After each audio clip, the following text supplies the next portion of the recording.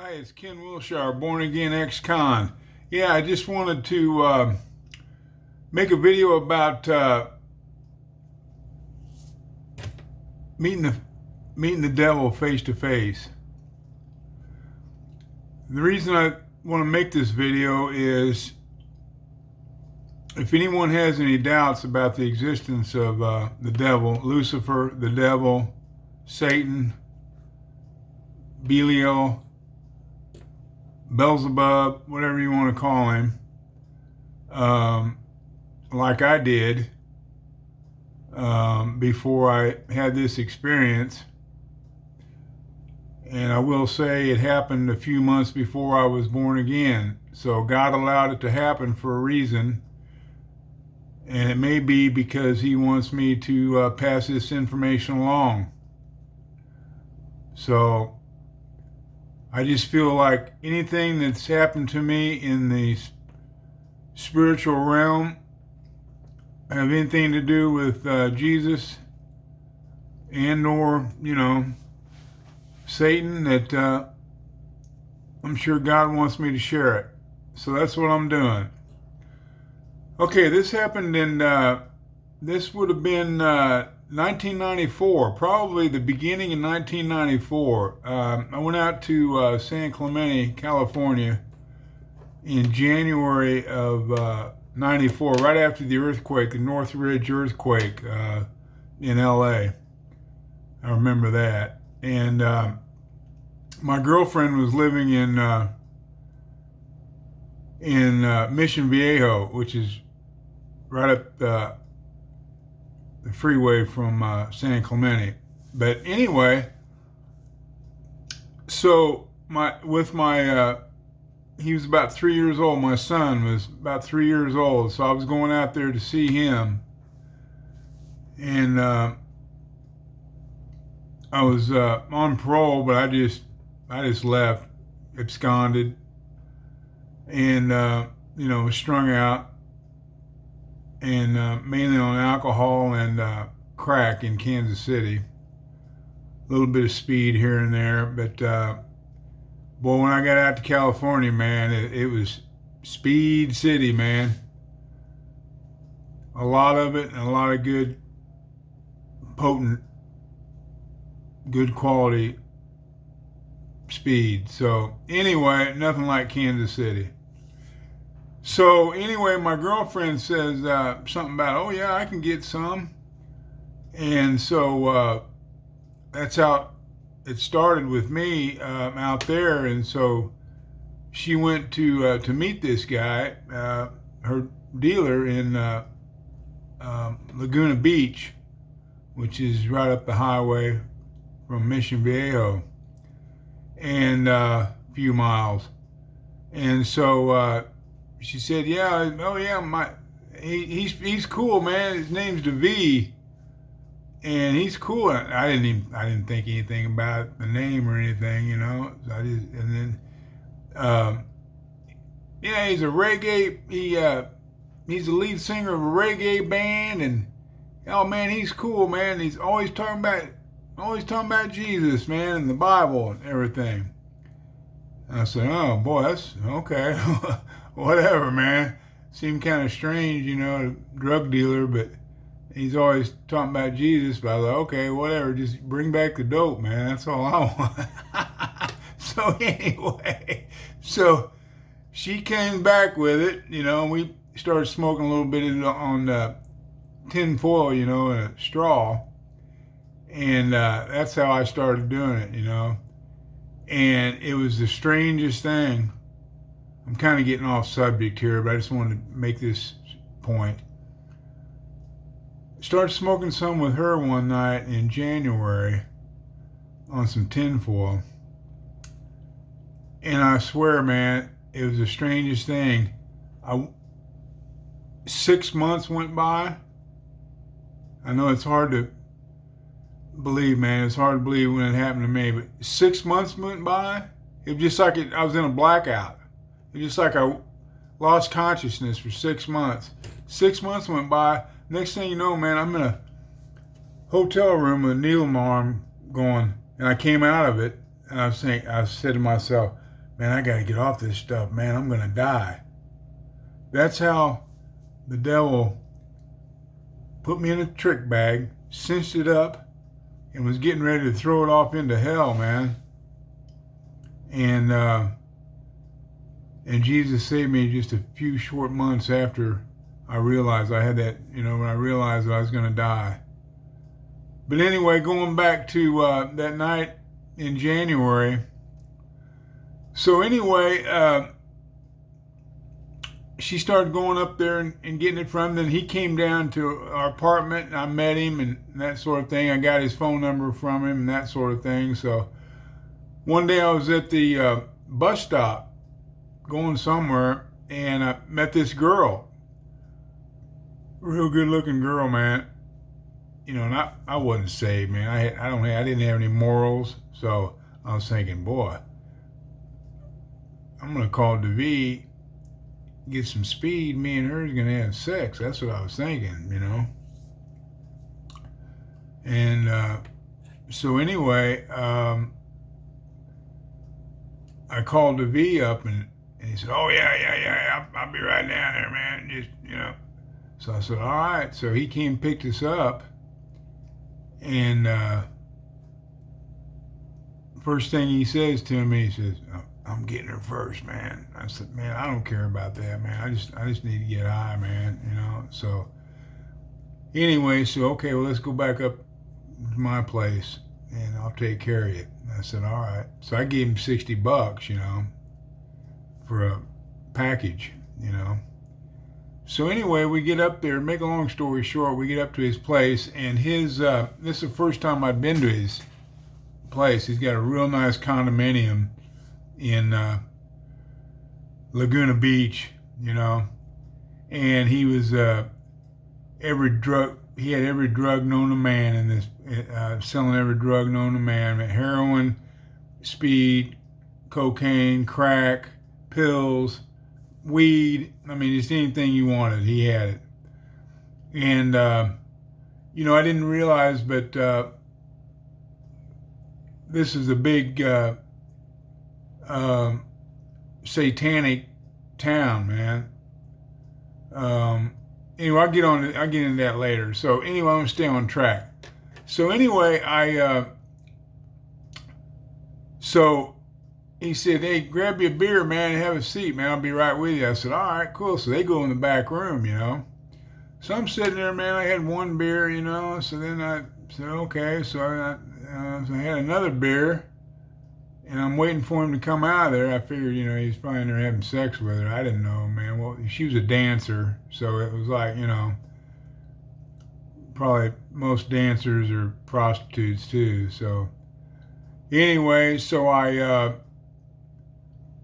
shoot, man, probably half hour, 45 minutes go by. Man, I was needing to get high, man. I was wanting to get high. So I'd already given him the money for it. So I said, "Hey," so I hollered, "Hey, DeVee, hey, man, you gonna take care of me?" He said, "Hey, man, I'll be out there in a minute, man. You just relax, get you another beer." I said, "Okay, man." So anyway, so I'm waiting probably another half hour or so, and I'm getting impatient,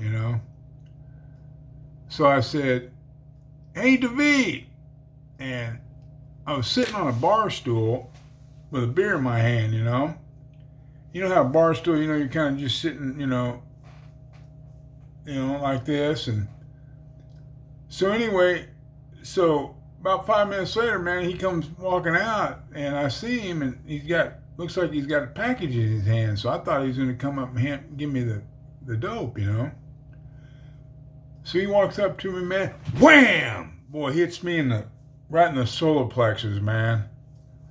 And this dude was, I forgot to tell you, when you walk in this guy's house, he's an expert, like 5th-degree black belt. I mean, all this, he's got every kind of weapon known to man in this place, man. Automatic weapons, just all these trophies everywhere for the awards that he'd won from being a martial artist and everything. Anyway, he was a bad dude, man.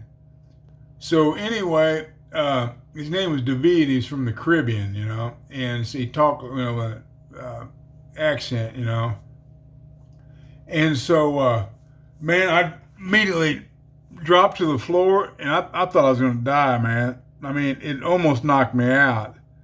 And I'm just like, whoa, you know. And I hear this voice, and I'm on the floor, man, and I hear this voice, who are you going to call upon when you die, Jesus Christ? And I looked up, man, and it was DeVee standing there, but it wasn't him in his eyes. It wasn't his eyes in there. It was the devil was in there, man.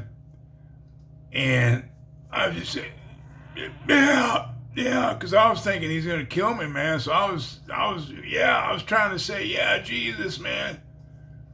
And he said, that's all right. They all come back to me sooner or later. He says, I'm in the animals. I'm in the cops. He goes, I'm in the dogs. I'm in the cats. I'm in the cops. He said, you kill me, I just rise right back up out of the ground and all this. He just started talking this crazy stuff, man. I can't remember what all he said, but I remember that part of it. And I was like, you know, I just knew at that moment, I just had the overwhelming sensation that this guy was just getting ready to take my life. It was the devil, man. I mean, I was beyond terrified. And he throws that package down on the ground, and I could tell he was wanting me to grab for it, and I just knew, man, he's going to kick me right in the face and just start pummeling me. And I just scampered to the door, man, as fast as I could get there, man. It was probably, I don't know, 15, 20 feet away, man. I just basically, man, sprung myself and I probably was moving so fast, man. It was just, anyway, I got out of there. Just left the dope. I just said, I wasn't thinking about no dope, believe me. So anyway, I get down the street at this furniture store, and I'm sitting in front of this furniture store on this bench, you know, just trying to collect myself, you know. And next thing you know, man, this girl comes running back down out of there, you know. He raped me, call the cops. And she's telling this lady that works in the furniture store, call the police, I've just been raped, and all this stuff. It's like, my God, wow, okay. So anyway, the cops show up, and she tells them what's going on, man, and I tell them, you know, and, you know, that he punched me in the solar plex, almost killed me. I said, the dude's the devil, man. I'm telling you, you know, they probably thought I was just nuts or whatever, you know. So anyway, they go up there, man. A few minutes later, they come back down, boy, and they, all right, where's the money at? Where's the $800 at? Where's it at? And they started shaking us down, man, cuffed us, shaking us down. And she's saying, hey, man, the dude raped me and everything. No, you stole his money. And now you're trying to say he raped you, man. Where's the money at and everything? So anyway, man, they finally realized, man, after a long time, they finally realized, man, that we didn't have the money on us. They were looking all over the place, trash cans, looking everywhere. So finally, man, they let us go. And I got back to San Clemente, my girlfriend's house, and I just started bawling. I mean, uncontrollably bawling for 5 hours. I mean, 5 straight hours, nonstop. Couldn't stop bawling. And I think the reason was my girlfriend was like, Mary is her name. Mary's like, what is wrong with you, man? What is wrong with you? And I was telling her about DeVee, and she said, oh, what? What are you talking about? You know, and all this stuff. And so anyway, I think the reason it was like because I kind of thought it was true that the devil was real and that sort of thing, but I didn't know for sure until that happened, man. And then I knew, man, boy, it was a big, big shock. Because, you know, being raised here in the Midwest in Kansas City, man, you don't have I'm sure there's people that are sold out to the devil or demon possessed around here or whatnot, but it's not as common as it is out in Southern California, especially in the Caribbean, you know, wherever island he was from. I don't know if it was Jamaica or where he was from, the Caribbean. and his name was Devi. And I started thinking about it, man, after this happened. I was like, wow, Devi, that's the first 3 letters in devil, you know? And I didn't put it together until then, you know? And so it was just the wildest thing, man. So anyway, I saw that dude one more time after that. Me and my girlfriend, Mary, and one of her friends was at the apartment. And all of a sudden there's a knock at the door, man. I go, and it's him. I was like, oh, man. And he just was just high. His eyes were like this big around, man. And just high, just on the moon, boy. He was just so high. And he come in and he goes, where's him?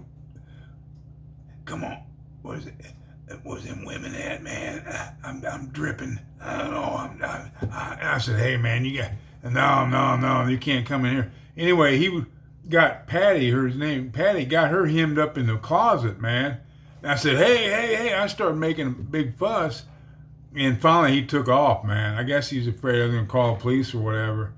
But, man, that was the last time I seen the dude, man. And it freaked me out, man. I mean, it freaked me out bad. The devil didn't come out of him that time or whatever. It was just him. But, I mean, the devil was in him, that's for sure. But, I mean, he didn't present himself as the devil like he did that time. And I wasn't high, you know. A lot of people, I've told people this before, and they, oh, man, that was some good drugs you were on. No, I wasn't on drugs, actually. Hadn't gotten high. Probably hadn't got high for several days or a week or whatever. Didn't have any. That's what I was going up there to get. And I never did get it from him that day. So anyway, that's just a story I wanted to tell you. I think you'll find it interesting. And if there's any, I'm not making any money off this. I have no motivation except to get the word out about Jesus Christ and how you can be saved. You know, you must be born again. That's what Jesus says. That's not what I said. That's what Jesus said. You must be born again. And when it happened to me, man, the Holy Spirit came right through the ceiling and into my chest for about 10 minutes. He took all the drugs out of my body, healed a cut I had on my finger all the way to the bone that was infected with gangrene and swelled up about 5 times the size of my finger and stunk. And he healed it right in front of my eyes, man. And that's in my Real Born Again Testimony video. So check it out too. And I'll put a link in the description for that. Okay? All right, I hope this helps. God bless. Thank you.